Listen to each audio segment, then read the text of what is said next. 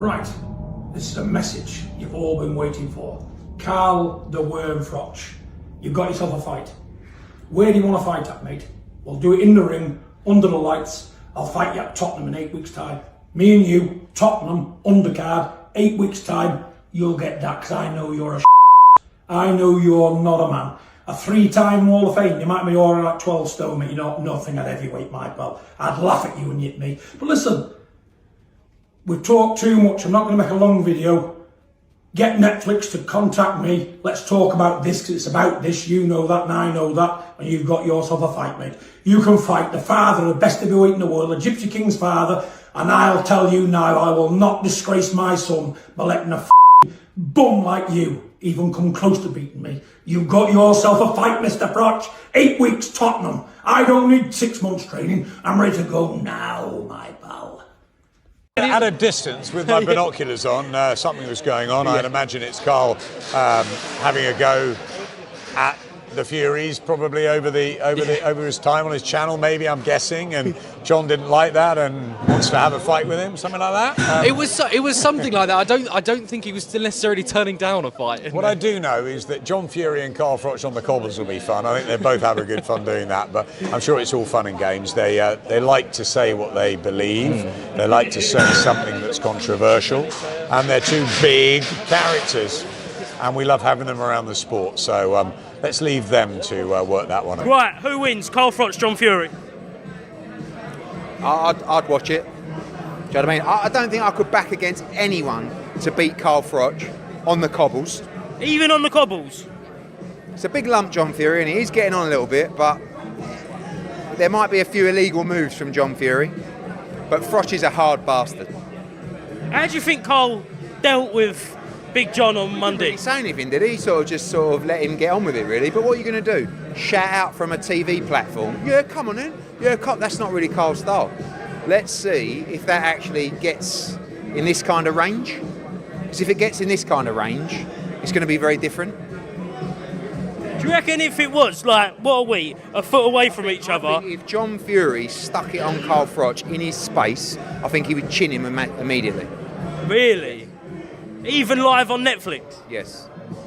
Because these guys, they don't allow you to do, you can't do that. Do you remember David Hay and Derek Chisora? So Hay was the same thing. Once someone Hay's like, I've got no choice. What do you want me to do? Just stand there and just let him get in my face? No, I had to chin him. And that's what these guys do. So if they get in that kind of range, might be interesting. Is it good promotion? It's caused a lot of debate, John Fury, over the past 48 hours. Good promotion for what? Is it going to help sell tickets for Fury Makhmedov? Probably not really.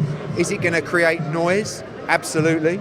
So yeah, look, anything that creates noise is, can be effective, but for the fight, I don't think it does a lot for the fight, but it's John Fury. Gives you something to talk about in case the press conference was flat. Should Carl have kind of backed it up there, do you think? Well, Carl said he had 2 minutes to go on air, so he had to be careful about what he's saying and where he was saying it. But then in hindsight, he's thinking, shit, I should have said X, Y, Z. Hey, it's not over yet, because I know he's he's gone, John's gone. Oh, he's gone now. So really, John's done his job. Got people talking, so regardless. And I'm quite sure I'll be interested to see what Froch on Fighting has to say about this. I'm sure he's going to absolutely dig him out because of what he did or didn't do. Who would you back? Carl's a nutter. I'm backing Carl, man. Are you mad? Carl's not right. So, and I like Carl. John, I'll leave it there. Appreciate it. I like John too, but I like Carl. I wasn't expecting it, but I know that he blows up before press conferences, and he's just getting some steam off, blowing some steam off. He said he wanted to fight you in your prime. Do you remember that? Yes, he did.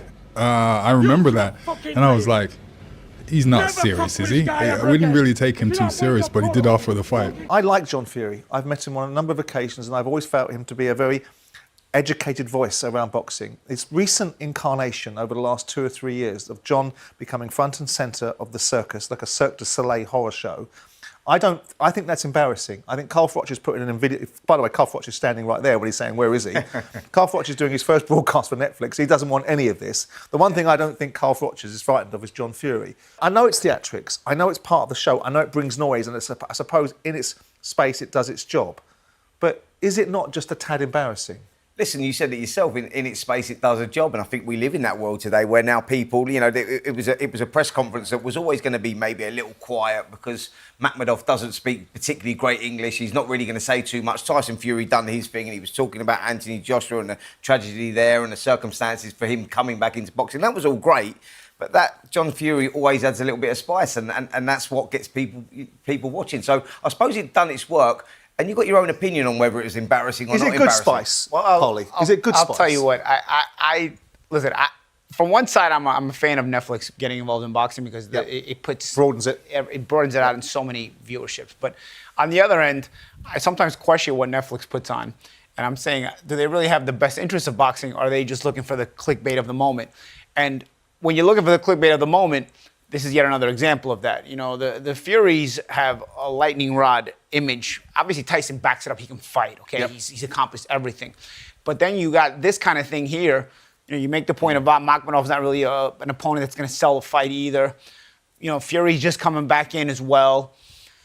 People love a train wreck, man. You know, I hate to say it. We're in a generation where the train wreck sells. As for John chasing Carl down, I mean, it's just, you know, I watched that and I was thinking, what did Carl do? Then I watched a couple of videos where Carl does have a go at Tyson. And I think, you know who fucked up there? Netflix.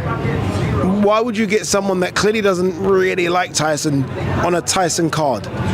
Or at least in the studio to present. So you can understand why John's like, well, you're making money off my son fighting. No, I don't. I kind of get that. But also on my side, I was like, well, you can't even talk about anyone now without people getting upset. Like, if Carl can't talk about you as an ex-world champion, then fuck me, I do not have a chance. So it just kind of made me feel like everyone's a bit too sensitive, really. But look, I like John. I like the Furies. I like all of them. I've always said that I think they bring so much excitement to the boxing game.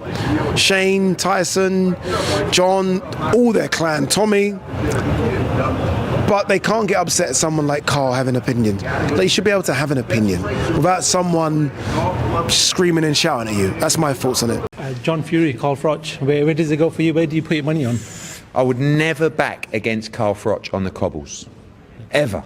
But John Fury's a big old lump. There'll be some illegal moves in there. Do you know what I mean? But if they ever get close, Carl will be swinging. Do you know what I mean? So I was shitting myself. I don't know what I was seeing in his eyes. I remember my neck being sore because I was looking at him like that. I was shaking, if I'm being honest, genuinely. I came out of the video looking better than I felt inside. So people are giving me credit and saying, oh, well done, Frampton. But I didn't even say anything. All I could say was, it's just my opinion. It's just my opinion, John. But I was that petrified, I couldn't even explain why I had that opinion. You know, each to their own, and everybody's different. But John's, obviously, that's his character. He's a big man. He's an aggressive man, which is okay. I think he would admit to say that as well. Very passionate too, and backing his sons, which is good too. But sometimes there's a line, and he probably just steps over it. In a boxing match, come on, Carl Froch obviously wins. I hope I don't run into John anytime soon, but I have to try and be honest. It's just Carl Froch is a big, hard man himself, a lot smaller than John in terms of his size, but you know, he was I think a 3-time world champion, a Hall of Famer, fought everybody and anybody that was around in his era. I'd watch it anyway. And maybe I've actually asked Froch if he needs a corner man. I'll hold the bucket for him at least.